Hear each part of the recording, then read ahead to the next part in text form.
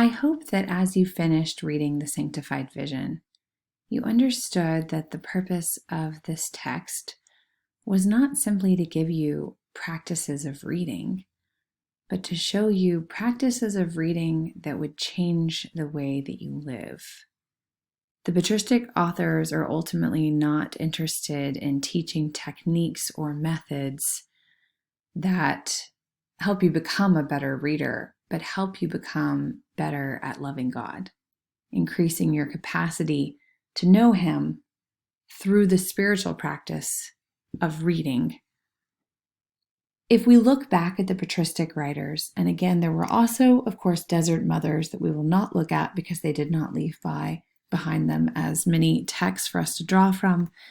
But if we look at the patristic writers, what we see is exegesis that delves into Scripture, not merely to understand the text as it refers to a message or gives you an Aesop's fable, a moral to live by, but that the practice of reading through the Scriptures and wrestling with it would be what transforms you. That the Scriptures themselves would be an encounter with the God who calls Himself the Word. We are only looking at 3 of these patristic writers. We're going to begin with Origen because he comes before the other 2. Origen's big question in this section of On First Principles is, why do the Scriptures differ from other literature? He's trying to understand, if we look back, and of course Origen was well versed in literature from before him, Homer, Socrates, in the same way that Basil the Great was, and yet he's trying to show that that literature ultimately differs from the Scriptures we've been handed down, and he explains some of the reasons why. The author of this text, unlike the author of the Odyssey or the Iliad, the author of Scripture is divine, is supernatural, is transcendent. And therefore, the text itself that he writes is going to transcend our ability to understand it and grasp it. We always have to keep in mind that when we're reading Scripture, it is not about the men that God used as the authors of particular books that matter to Origen. And I think this was highlighted rather well by Reno and O'Keefe. But it is ultimately about the Scriptures being authored by God. What was God saying in these passages? What does God mean here? What does God want us to take away from this experience of reading? You'll notice several times that Origen uses undoubtedly, indubitably, clearly, plainly, without a doubt. He's trying to highlight that unlike our experience of other texts in which if we don't understand a passage, we can throw it off and say, well, it's not really worth wrestling with. The author is fallible. Therefore, we do not need to consider whether this statement is true or not. There's a level of certainty that we need to understand when we're reading Scriptures, that if we do not understand what it means, we have faith that God had a meaning that was clear and plain to God, and that there's an undoubtableness about the Scriptures that we have to assume when we're reading them. He goes through and proves how the Old Testament should be considered in light of the New Testament, giving us a Christological lens by which to view it, and therefore not throwing it out. What we have to remember when considering Origen talking about the authority of Scripture is that in the 3rd century, it had not yet been established as canon, and so the questions of reading this ultimately Jewish text, Jewish revelation, especially for new Christians not familiar with the Jewish law, was why we would be reading them together. And so this connection, the dual testament of Jesus, was necessary for Origen to establish. And so he walks through the connections between the two of them. And we'll explore this more fully when we get to De Lubac, but the fulfillment in the New Testament of the Old Testament. And that's why he highlights, as evidenced in the law of Moses, was fulfilled in Jesus. The prophecies of Ezekiel and Isaiah are fulfilled in Jesus in the New Testament. The Psalms, the establishment of David's throne, all of that is established in Jesus. And finally, Origen concludes with why this text is different. Well, it has mysteries we will never be able to fully comprehend. There are some who become experts on Origen, but you cannot become an expert on the Bible in the same way that you become an expert on first principles. A biblical scholar may be someone who devotes his or her life to understanding the Bible, but it is impossible for us to comprehend the vastness of who God is through this word, because the word itself is always condescending to us to reveal God. God is always above us. As Flannery O'Connor would say, a God who is less than our understanding would not be a God who deserves worship. And so Origen concludes with that mystery, the hiddenness of God, and thus the task for a biblical reader is never ending. It is lifelong. Next, we'll look at Basil, and I think these texts go rather well together. We consider how Origen says that the Bible differs from other literature, and then once we've looked at all the ways that it differs, well, then why read the other literature at all? Why not just read the Bible? And I have run into this numerous times as a professor with students who have asked, why are you teaching anything but the Bible when it comes to great literature? And this is a Christian school. Most of the time I've taught at Christian schools. Why are you teaching anything except for the Bible? Why are we reading all of these pagans? And Basil, of course, is dealing with this same problem centuries ago. So there's nothing new under the sun. And Basil was influenced by Origen. And here he gives his apology for why they should read, the young men that he's talking to, why they should, in fact, read pagan literature as well. And he talks about it as a starting place. As we move through the semester, you'll see that the image of a ladder will come up over and over again.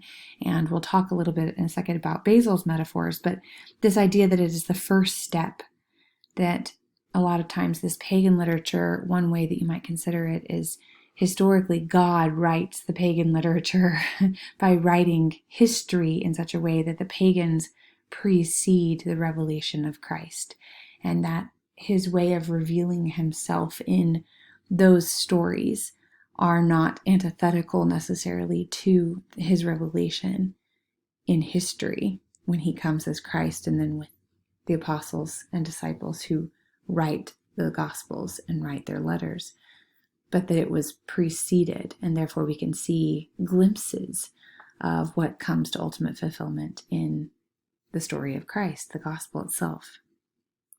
So Basil tries to advise these young men how to read this pagan literature, that they will not be led astray by it. If you remember in the Sanctified vision, it was talked about by Origen, if you are not able to read the Song of Solomon without sinning, then don't read the Song of Solomon. And Basil takes a similar line, that anything that you're reading should be contributing to your eternal destiny. If it is leading you astray from your eternal destiny, then it's not worth reading. Another way of talking about this might be if it is good for your soul and not merely for your pleasure, or it doesn't subscribe to the lowest aspect of you, but it is always lifting your eyes higher, that there is something in it that moves you towards transcendence rather than feeds your appetites or feeds the worst part of you. And so you have to be thinking about what you're reading and whether it's doing that or not.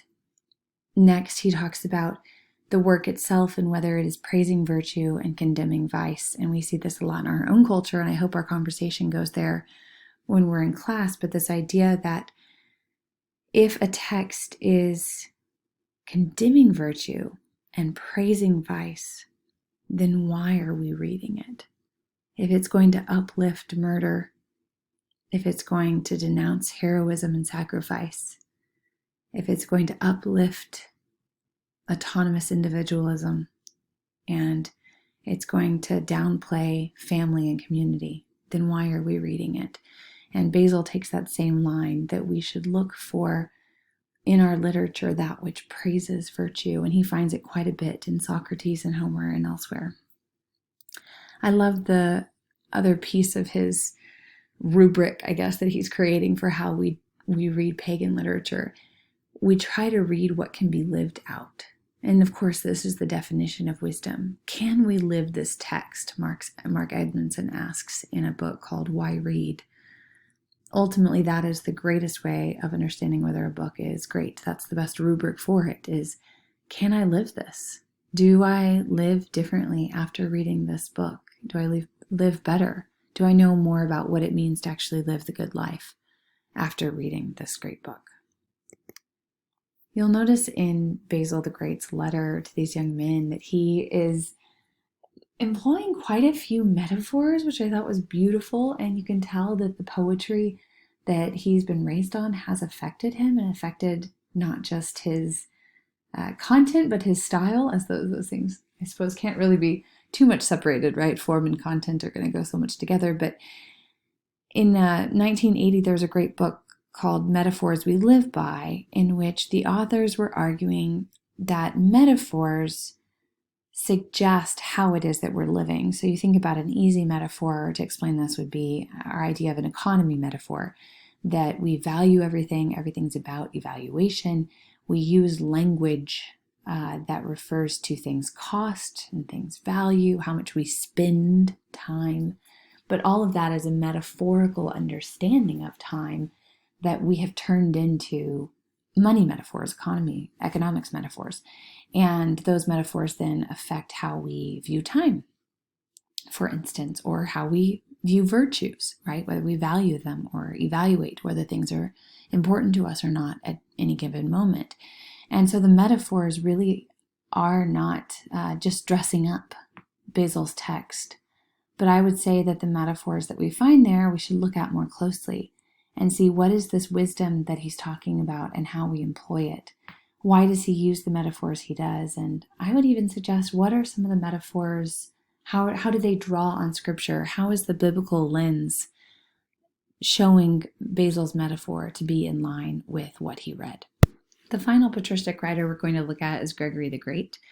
And what we are trying to understand from Gregory the Great is analyzing this example, his homily on Ezekiel, to understand what these intensive reading practices look like that were explained to us by Reno and O'Keefe. So in Origen, we looked at why the Bible is different from pagan literature, but then Basil's telling us to actually read pagan literature. I want to make a proposal that these reading strategies may be applied both to Scripture and also to pagan literature. And in the same way that we don't confuse Christ with Paul, when Paul says, "Follow me as I follow Christ," we can see these pagan literature, or even the literature we have now that's coming after the Bible, that literature is just expounding upon the book of books. We don't confuse the book of books with pagan literature. I think Origen draws a clear distinction there that we should adhere to.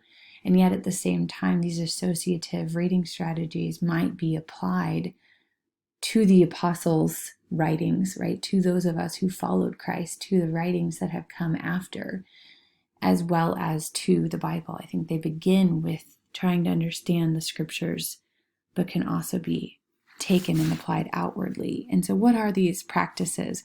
Well, Gregory the Great only looks at about 7 words in the section that we're looking at, Ezekiel 40, verse 5. And in that sense, he's practicing what my professor Ralph Wood liked to say was to chew more than you bit off. In other words, chew and chew and chew each word, look at it closely. I used to give an assignment when I taught first-year writing students in which I would say, take a word and write 5 pages on it. One word, and look at it as closely as possible.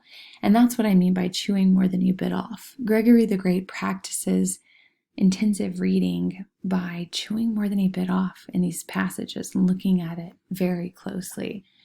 We also see that he is tying the Old Testament with the New Testament, which of course Origen did as well, but not to prove the authority of the Old Testament, rather as a means for understanding Ezekiel 45. Well, not even as a means, but just by delving into Ezekiel 45, this elicits for him the stories of Rachel and Leah as well as Mary and Martha. And he draws the connections between the contemplative figures of Mary and Rachel and the active figures of Leah and Martha as embodiments of the contemplative and active life.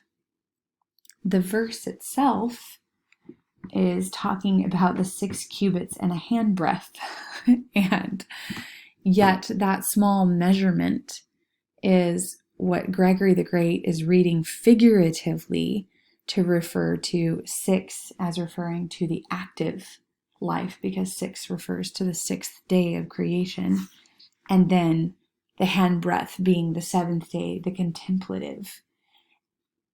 And so 6th and handbreadth take on a metaphorical meaning in which he's then able to draw a moral conclusion from 6 and a handbreadth. That what does the contemplative life need to look like for us? What is the relationship between our active life and our contemplative life?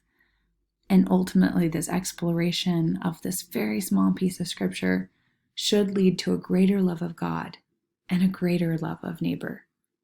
If we look back at the rule of faith that was discussed in the Sanctified Vision, that is what every reading needs to be guided by. Does it lead to a greater love of God and a greater love of neighbor? And I think these patristic writers give us a wonderful example of what that looks like in practice.